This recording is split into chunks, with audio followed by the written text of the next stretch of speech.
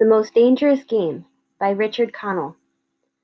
Off there to the right, somewhere, is a large island, said Whitney. It's rather a mystery. What island is it? Rainsford asked. The old charts call it Ship Trap Island, Whitney replied. A suggestive name, isn't it?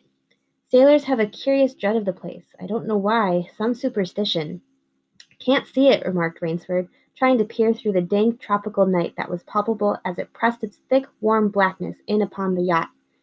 "You've good eyes," said Whitney, with a laugh, "and I seen you pick off a moose moving in the brown fall bush at 400 yards, but even you can't see 4 miles or so through a moonless Caribbean night." "Nor 4 yards," admitted Rainsford. "Ugh, it's the most black velvet." "It will be light enough in Rio," promised Whitney. "We should make it in a few days. I hope the jaguar guns have come from Purdy's. We should have some good hunting up on the Amazon. Great sport hunting." "The best sport in the world," agreed Rainsford. "For the hunter," amended Whitney, "not for the jaguar." "Don't talk rot, Whitney," said Rainsford. "You're a big game hunter, not a philosopher. Who cares how a jaguar feels?" "Perhaps the jaguar does," observed Whitney. "Bah! They've no understanding." "Even so, I rather think they understand one thing: fear. The fear of pain and the fear of death."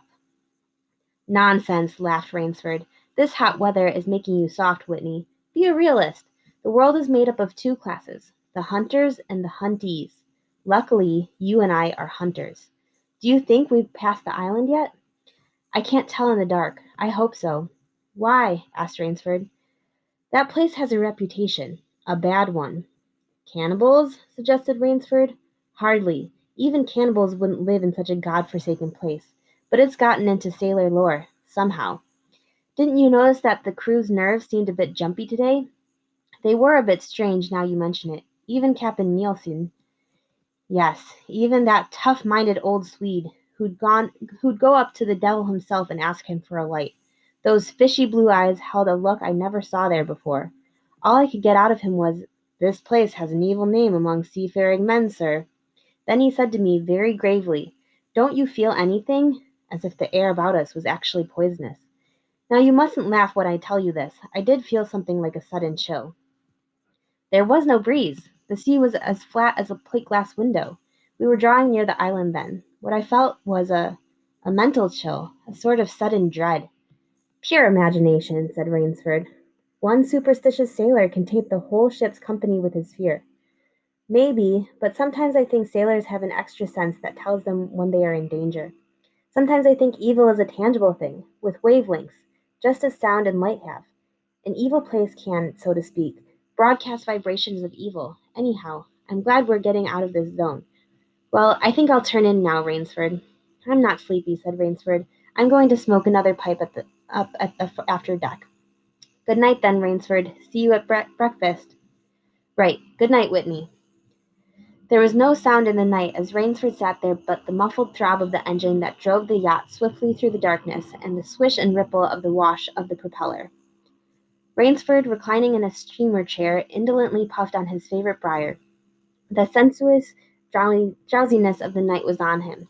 "It's so dark," he thought, "that I could sleep without closing my eyes. The night would be my eyelids." An abrupt sound startled him. Off to the right he heard it, and his ears, expert in such matters, could not be mistaken. Again he heard the sound, and again, somewhere off in the blackness. Someone had fired a gun, 3 times. Rainsford sprang up and moved quickly to the rail, mystified. He strained his eyes in the direction from which the reports had come, but it was like trying to see through a blanket. He leaped upon the rail and balanced himself there, to get greater elevation. His pipe, striking a rope, was knocked from his mouth. He lunged for it. A short, hoarse cry came from his lips as he realized he had reached too far and had lost his balance. The cry was pinched off short as the blood-warm waters of the Caribbean Sea dozed over his head. He struggled up to the surface and tried to cry out, but the wash from the speeding yacht slapped him in the face, and the salt water in his open mouth made him gag and strangle. Desperately he struck out with strong strokes after the receding lights of the yacht, but he stopped before he had swum 50 feet. A certain cool headedness had come to him. It was not the first time he had been in a tight place. There was a chance that his cries could be heard by someone aboard the yacht, but the chance was slender and grew more slender as the yacht raced on. He wrestled himself out of his clothes and shouted with all his power. The lights of the yacht became faint and ever-vanishing fireflies. Then they were blotted out entirely by the night. Rainsford remembered the shots. They had come from the right, and doggedly he swam in that direction, swimming with slow, deliberate strokes, conserving his strength. For a seemingly endless time he fought the sea. He began to count his strokes. He could do possibly 100 more, and then Rainsford heard a sound. It came out of the darkness. A high, screaming sound, the sound of an animal in an extremity of anguish and terror. He did not recognize that animal that made that sound. He did not try to. With fresh vitality he swam toward the sound. He heard it again. Then it was cut short by another noise, crisp, staccato. Pistol shot, muttered Rainsford, swimming on. 10 minutes of determined effort brought another sound to his ear, the most welcome he had ever heard, the muttering and growling of the sea breaking on a rocky shore. He was almost on the rocks before he saw them. On a night less calm he would have been shattered against them. With his remaining strength he dragged himself from the whirling waters. Jagged crags appeared to jut up from the opaqueness. He forced himself upward, hand over hand, gasping, his hands raw. He reached a flat place at the top. Dense jungle came down to the very edge of the cliffs. What perils the tangle of trees and underbrush might hold for him did not concern Rainsford just then. All he knew was that he was safe from his enemy the sea, and that utter weariness was on him. He flung himself down at the jungle edge and tumbled headlong into the deepest sleep of his life. When he opened his eyes he knew from the position of the sun that it was late in the afternoon. Sleep had given him new vigor. A sharp hunger was picking at him. He looked about him, almost cheerfully. Where there are pistol shots there are men. Where there are men there is food, he thought. But what kind of men, he wondered, in so forbidding a place? An unbroken front of snarled and jagged jungle fringed the shore. He saw no sign of a trail through the closely knit web of weeds and trees. It was easier to go along the shore, and Rainsford floundered along by the water. Not far from where he landed, he stopped. Some wounded thing, by the evidence, a large animal, had thrashed about in the underbrush. The jungle's weeds were crushed down and the moss was lacerated. One patch of weeds were stained crimson. A small, glittering object not far away caught Rainsford's eye, and he picked it up. It was an empty cartridge. A 22, he remarked. That's odd. It must have been a fairly large animal, too. The hunter had his nerve with him to tackle it with a light gun. It's clear that the brute put up a fight. I suppose the first 3 shots I heard was when the hunter flushed his quarry and wounded it. The last shot was when he trailed it here and finished it.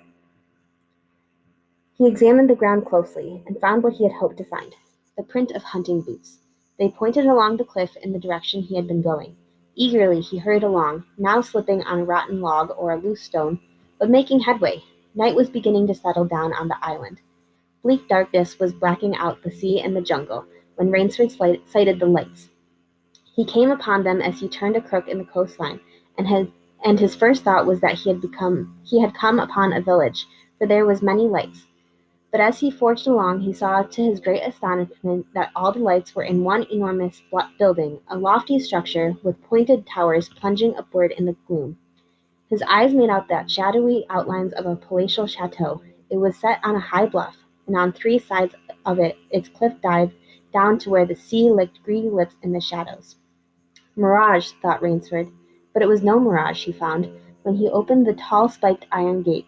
The stone steps were real enough, the massive door was a leering gargoyle, for a knocker was real enough, yet above it all hung an air of unreality.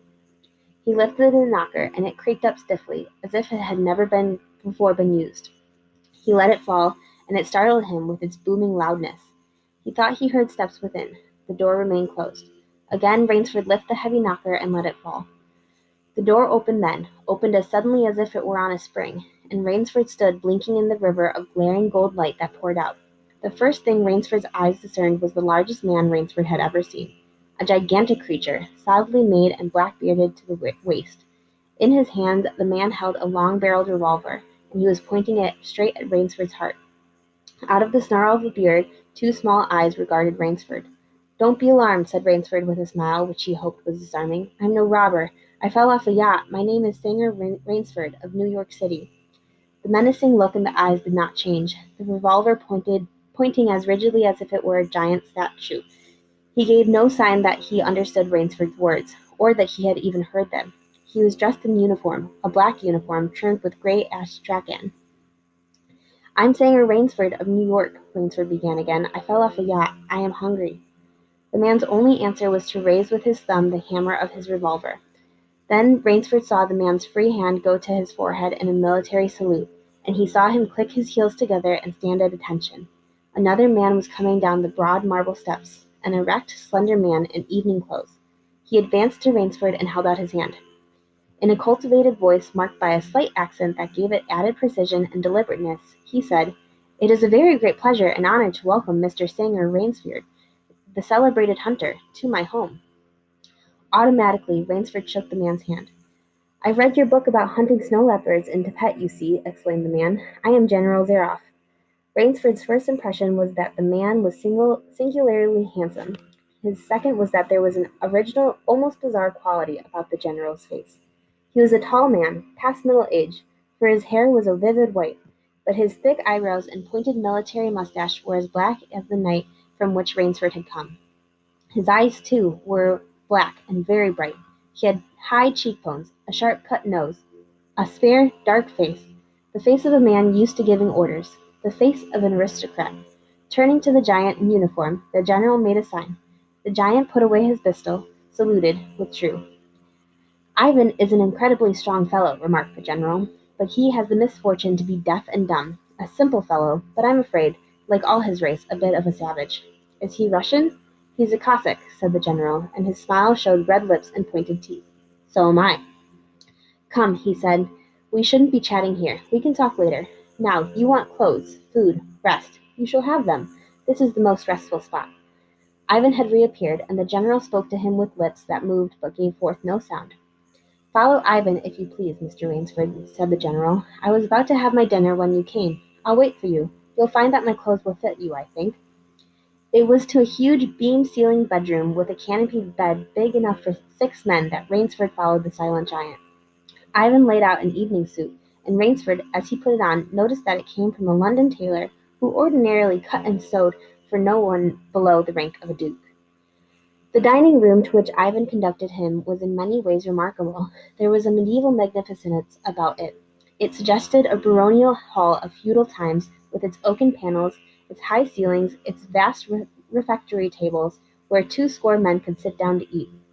About the hall were mounted heads of many animals: lions, tigers, elephants, moose, bears, larger or more perfect specimens Rainsford had never seen. At the great table the general was sitting alone. "You'll have a cocktail, Mr. Rainsford," he suggested. The cocktail was surpassingly good, and Rainsford noted that the table wore the finest of the linen, the crystal, the silver, the china. They were eating borscht, the rich red soup with whipped cream so dear to Russian palates. Half apologetically, General Zaroff said, "We do our best to preserve the amenities of civilization here. Please forgive any lapses. We are well off the beaten track, you know. Do you think the Champagne has suffered from its long ocean trip?" "Not in the least," declared Rainsford. He was finding the general a most thoughtful and affable host, a true cosmopolite. But there was one small trait of the general's that made Ransford uncomfortable. Whenever he looked up from his plate, he found the general studying him, appraising him narrowly. "Perhaps," said General Zaroff, "you were surprised that I recognized your name. You see, I read all books on hunting published in English, French, and Russian. I have but one passion in my life, Mr. Rainsford, and it is to hunt." "You have some wonderful heads here," said Rainsford, as he ate a particularly well-cooked filet mignon. "That Cape buffalo is the largest I ever saw." "Oh, that fellow. Yes, he was a monster." "Did he charge you?" "Hurled me against a tree," said the general. "Fractured my skull. But I got the brute."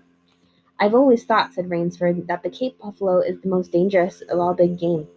For a moment the general did not reply. He was smiling his curious red-lipped smile. Then he said slowly, "No, you are wrong, sir. The Cape buffalo is not the most dangerous big game." He sipped his wine. "Here in my preserve on this island," he said in the same slow tone, "I hunt more dangerous game." Rainsford expressed his surprise. "Is there big game on this island?" The general nodded. "The biggest." "Really?" "Oh, it isn't here naturally, of course. I have to stock the island." "What have you imported, General?" Rainsford asked. "Tigers?" The general smiled. "No," he said. "Hunting tigers ceased to interest me some years ago. I exhausted their possibilities, you see. No thrill left in tigers, no real danger. I live for danger, Mr. Rainsford." The general took from his pocket a gold cigarette case and offered his guest a long black cigarette with a silver tip. It was perfumed and gave off a smell like incense. "We will have some capital hunting, you and I," said the general. "I shall be most glad to have your society." "But what game?" began Rainsford. "I'll tell you," said the general. "You will be amused, I know. I think I may say, in all modesty, that I have done a rare thing. I have invented a new sensation. May I pour you another glass of port?" "Thank you, General." The general filled both glasses and said, "God makes some men poets, some he makes kings, and some beggars. Me he made a hunter. My hand was made for the trigger, my father said. He was a very rich, with 250,000 acres in the Crimea, and he was an ardent sportsman. When I was only 5 years old he gave me a little gun, specially made in Moscow for me, to shoot sparrows with. When I shot some of his prize turkeys with it he did not punish me. He complimented me on my marksmanship. I killed my first bear in the Caucasus when I was 10.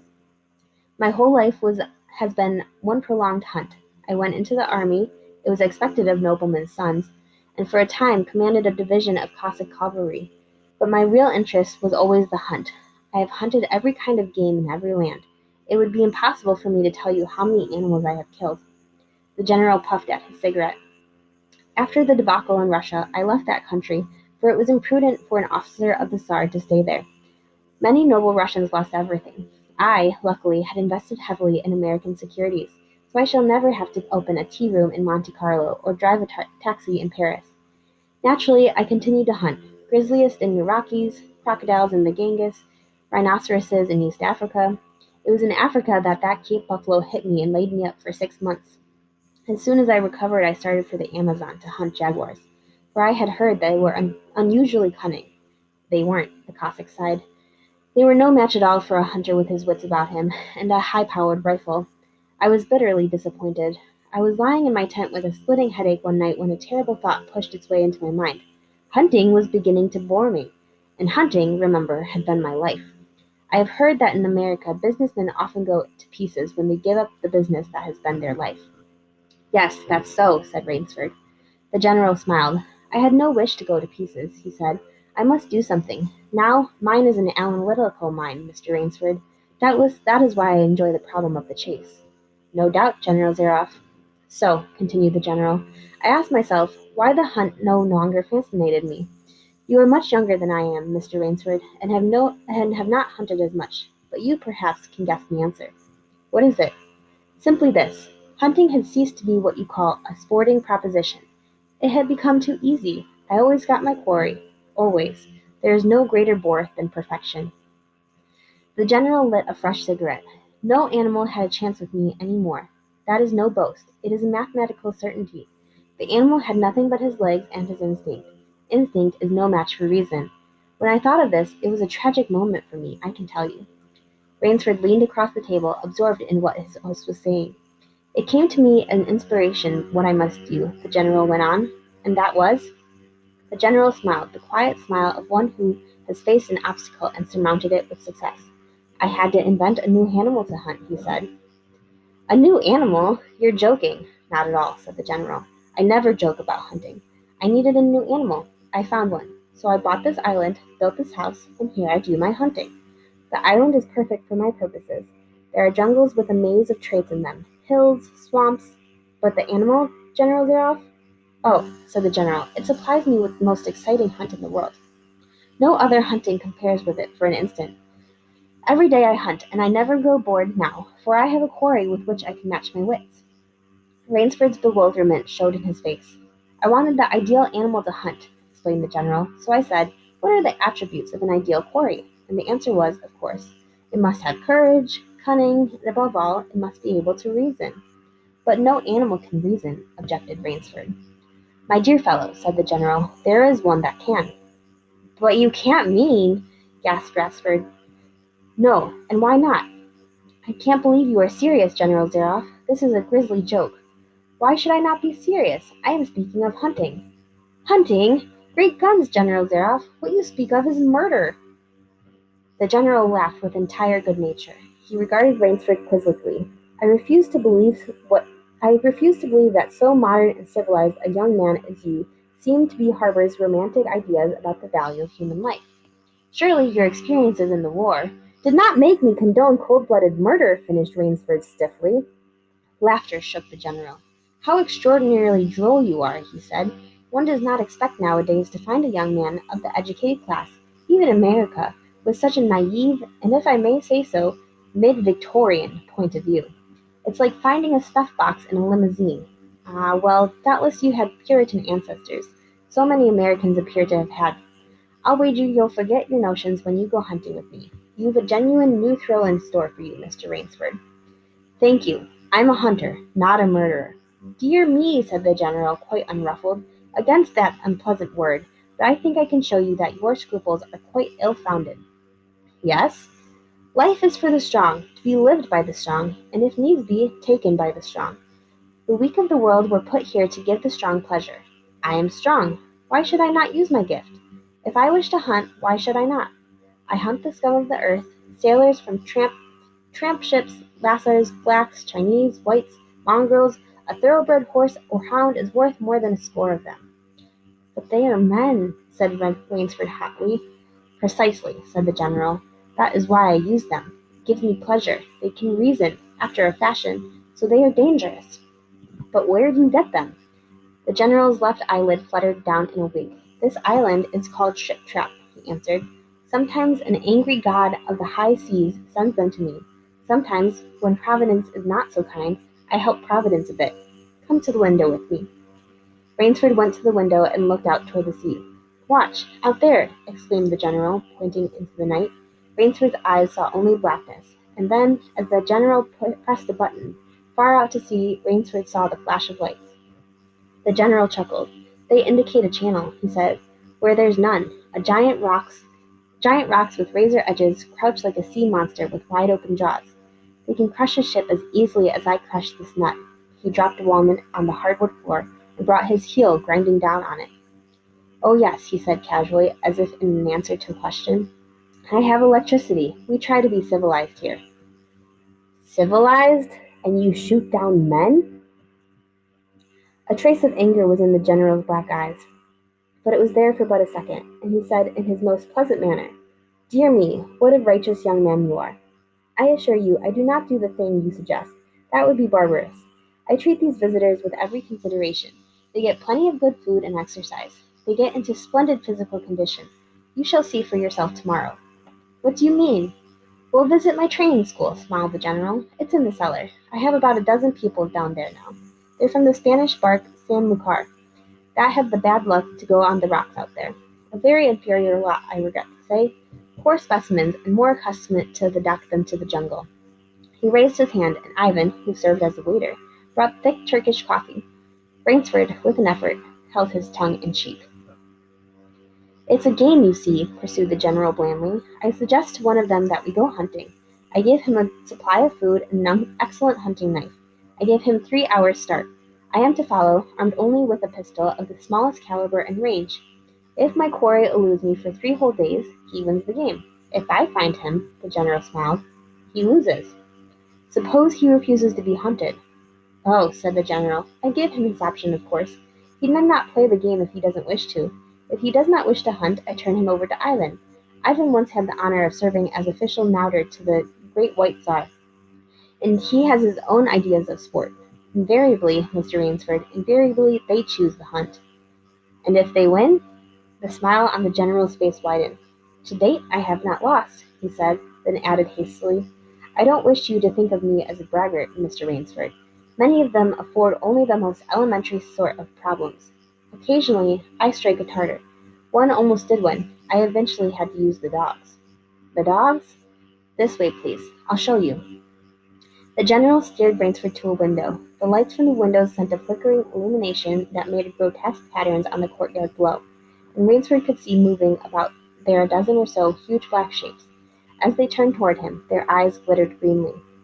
A rather good lot, I think, observed the general. They are let out at 7 every night.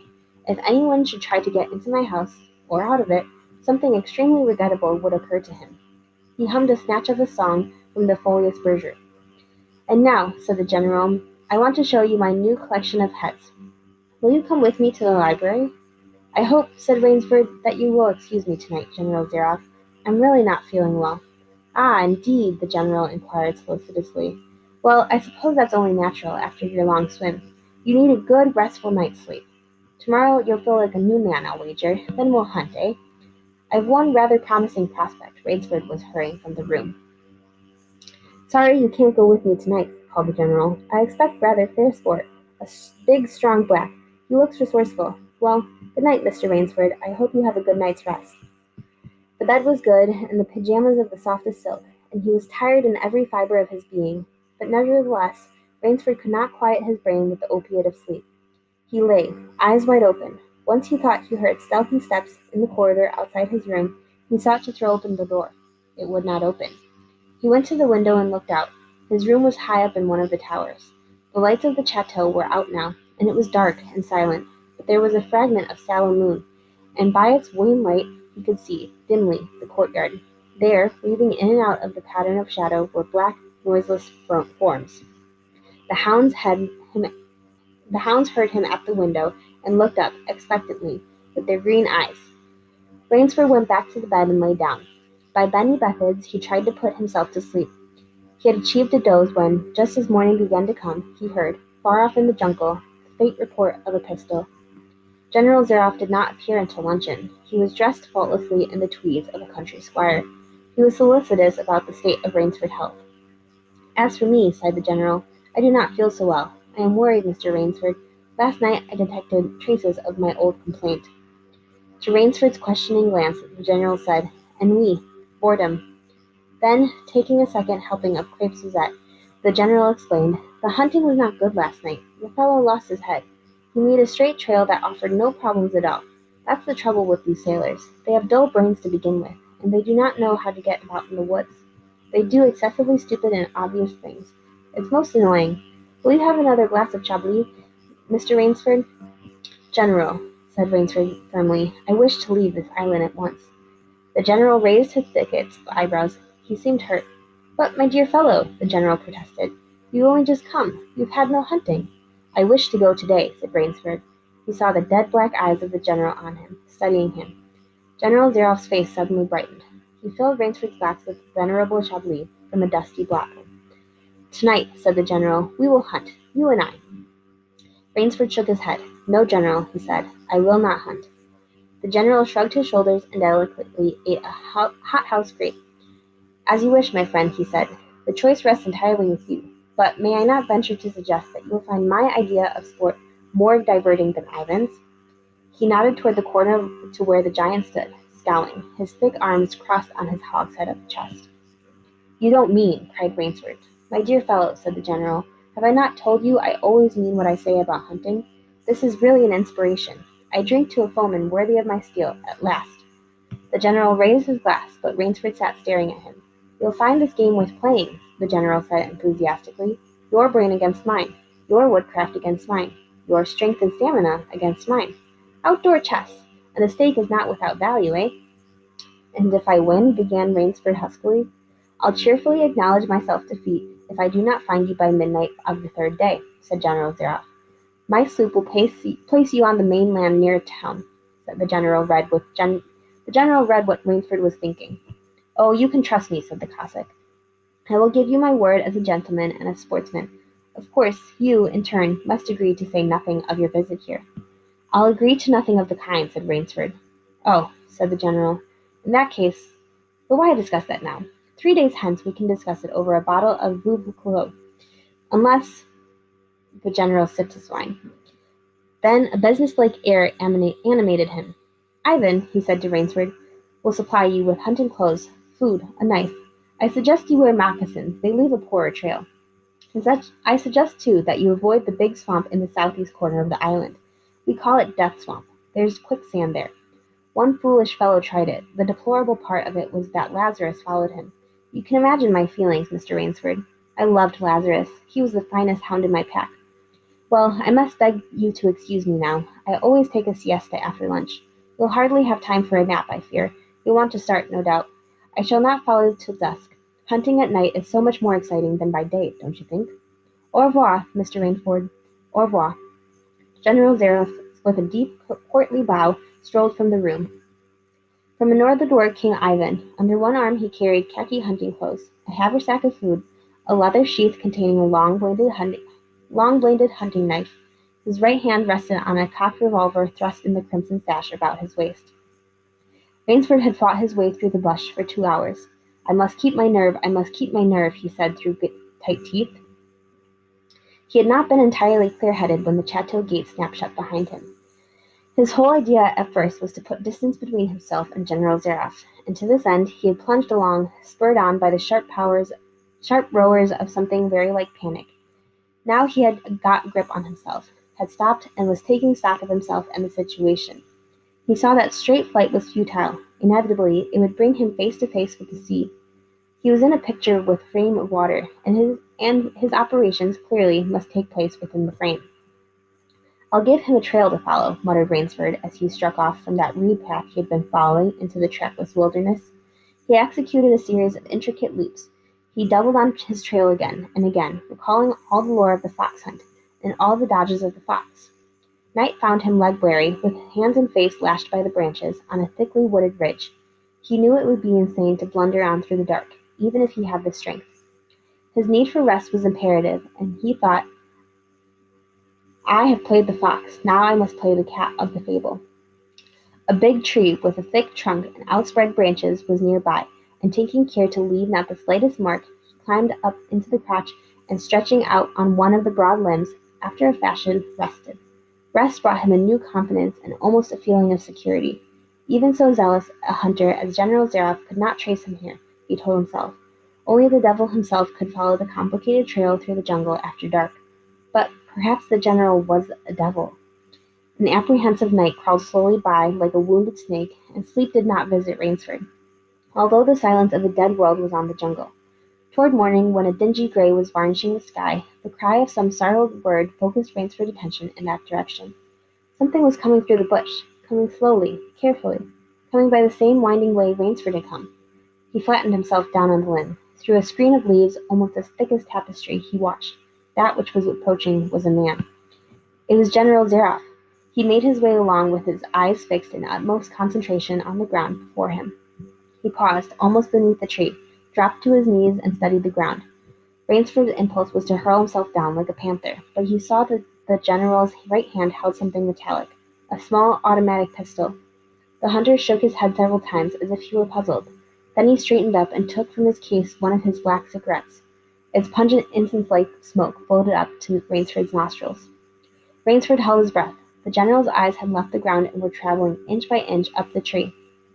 Rainsford froze, there, every muscle tensed for a spring. But the sharp eyes of the hunter stopped before they reached the limb where Rainsford lay. A smile spread over his brown face. Very deliberately he blew a smoke ring into the air. Then he turned his back on the tree and walked carelessly away, back along the trail he had come. The swish of the underbrush against his hunting boots grew fainter and fainter. The pent-up air burst hotly from Rainsford's lungs.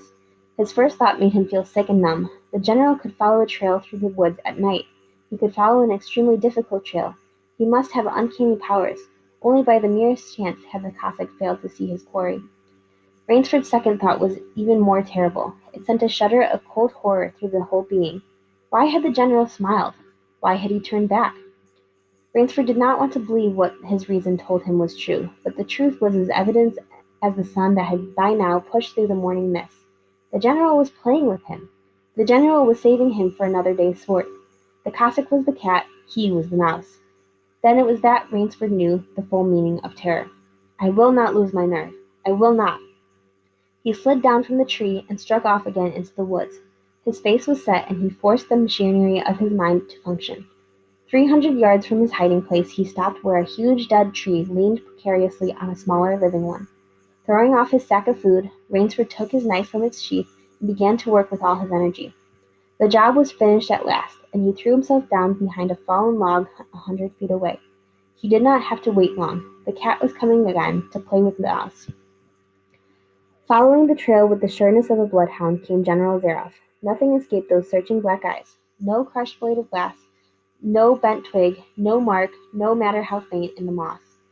So intent was the Cossack on his stalking that he was upon the thing Rainsford had made before he saw it. His foot touched the protruding bough that was the trigger. Even as he touched it, the general sensed his danger and leaped back with the agility of an ape. But he was not quite quick enough. The dead tree, delicately adjusted to rest on the cut living one, crashed down and struck the general a glancing blow on the shoulder as it fell. But for his alertness he must have been smashed beneath. He staggered, but he did not fall, nor did he drop his revolver. He stood there, rubbing his injured shoulder, and Rainsford, with fear again gripping his heart, heard the general's mocking laugh ring through the jungle. "Rainsford," called the general, "if you are within sound of my voice, as I suppose you are, let me congratulate you. Not many men know how to make a Malay man-catcher. Luckily for me, I too have hunted in Malacca. You are proving interesting, Mr. Rainsford. I am going now to have my wound dressed. It's only a slight one, but I shall be back. I shall be back." When the general, nursing his bruised shoulder, had gone, Rainsford took up his flight again. It was flight now, a desperate, hopeless flight, that carried him on for some hours. Dusk came, then darkness, and still he pressed on. The ground grew softer under his moccasins, the vegetation grew ranker, denser, insects bit him savagely. Then, as he stepped forward, his foot sank into the ooze. He tried to wrench it back, but the muck sucked viciously at his foot as if it were a giant leech. It was a violent effort. He tore his feet loose. He knew where he was now, Death Swamp, and its quicksand. His hands were tight closed, as if his nerve were something tangible that someone in the darkness was trying to tear from his grip. The softness of the earth had given him an idea. He stepped back from the quicksand, and a dozen feet or so, like some huge prehistoric beaver, he began to dig. Rainsford had dug himself in France when a second delay meant death. That had been a placid pastime compared to his digging now. The pit grew deeper. When it was above his shoulders, he climbed out, and from some hard saplings, stakes, and sharpened them to a fine point. These stakes he planted in the bottom of the pit with the point sticking up. The flying fingers he wove a rough carpet of weeds and branches, and with it he covered the mouth of the pit. Then, wet with sweat and aching with tiredness, he crouched behind the stump of a lightning-charred tree. He knew his pursuer was coming. He heard the padding sound of feet on the soft earth, and the night breeze brought him the perfume of the general's cigarette. It seemed to Rainsford that the general was coming with unusual swiftness. He was not feeling his way along. Foot by foot, Rainsford, crouching there, could not see the general, nor could he see the pit. He lived a year in a minute. Then he felt an impulse to cry aloud with joy, for he heard the sharp crackle of the beaking branches as the cover of the pit gave way. He heard the sharp scream of pain as the pointed stakes found their mark. He leaped up from his place of concealment, then cowered back. 3 feet from the pit, a man was standing, with an electric torch in his hand. "You've done well, Rainsford," the voice of the general called. "Your Burmese tiger pit has claimed one of my best dogs. Again you score. I think, Mr. Rainsford, I'll see what you can do against my whole pack. I'm going home for a rest now. Thank you for a most amusing evening." At daybreak, Rainsford, lying near the swamp, was awakened by a sound that made him know that he had new things to learn about fear. It was a distant sound, faint and wavering, but he knew it. It was the baying of a pack of hounds. Rainsford knew he could do one of two things. He could stay where he was and wait. That was suicide. He could flee. That was postponing the inevitable. For a moment he stood there, thinking. An idea that held a wild chance came to him, and tightening his belt he headed up from the swamp. The baying of the hounds drew nearer, then still nearer, nearer, even nearer. On a ridge, Rainsford climbed a tree. Down a watercourse, not a quarter of a mile away, he could see the bush moving. Straining his eyes, he saw the lean figure of General Zaroff. Just ahead of him, Rainsford made out another figure, whose wide shoulders surged to the tall jungle weeds. It was the giant Ivan, and he seemed pulled forward by the same unseen force. Rainsford knew that Ivan must be holding the pack in leash. They would be on him any minute now. His mind worked frantically. He thought of a native trick he had learned in Uganda. He slid down the tree. He caught hold of a springy young sapling, and to it he fastened his hunting knife. With the blade pointing down the trail, with a bit of wild grapevine, he tied back the sapling. Then he ran for his life. The hounds raised their voices as they hit the fresh scent. Rainsford knew now how an animal at bay feels. He had to stop to get his breath. The baying of the hounds stopped abruptly, and Rainsford's heart stopped too. They must have reached the knife. He shinned excitedly up that tree and looked back. His pursuers had stopped, but the hope that was in Rainsford's brain when he climbed died, for he saw in the shallow valley that General Zaroff was still on his feet, but Ivan was not. The knife, driven by the recoil of the spring tree, had not wholly failed. Rainsford had hardly tumbled to the ground when the pack took up the cry again. "Nerve, nerve, nerve!" he panted as he dashed along. A blue gap showed between the trees dead ahead. Ever nearer drew the hounds. Rainsford forced himself on toward that gap. He reached it. It was the shore of the sea. Across the cove he could see the gloomy grey stone of the chateau. 20 feet below him the sea rumbled and hissed. Rainsford hesitated. He heard the hounds. Then he leaped far out into the sea. When the general and his pack reached the place by the sea, the Cossack stopped. For some minutes he stood regarding the blue-green expanse of water. He shrugged his shoulders. Then he sat down, took a drink of brandy from a silver flask, lit a cigarette, and hummed a bit from Madame Butterfly. General Zaroff had an exceedingly good dinner in his great paneled dining hall that evening. With it he had a bottle of Paul Roger and a half a bottle of Chambertin. Two slight annoyances kept him from perfect enjoyment. One was the thought that it would be difficult to replace Ivan. The other was that his quarry had escaped him. Of course, the American hadn't played the game, so thought the general as he tasted his after-dinner liqueur. In his library he read, to soothe himself, from the works of Marcus Aurelius. At 10 he went up to his bedroom. He was deliciously tired, he said to himself, as he locked himself in. There was a little moonlight, so before turning on his light, he went to the window and looked down at the courtyard. He could see the great hounds, and he called, "Better luck another time" to them. Then he switched on the light. A man, who had been hiding in the curtains of the bed, was standing there. "Rainsford!" screamed the general. "How in God's name did you get here?" "Swam," said Rainsford. "I found it quicker than walking through the jungle." The general sucked in his breath and smiled. "I congratulate you," he said. "You have won the game." Rainsford did not smile. "I am still a beast at bay," he said, in a low, hoarse voice. "Get ready, General Zaroff." The general made one of his deepest bows. "I see," he said. "Splendid. One of us is to furnish a repast for the hounds. The other will sleep in this very excellent bed. On guard, Rainsford." He had never slept in a better bed, Rainsford decided.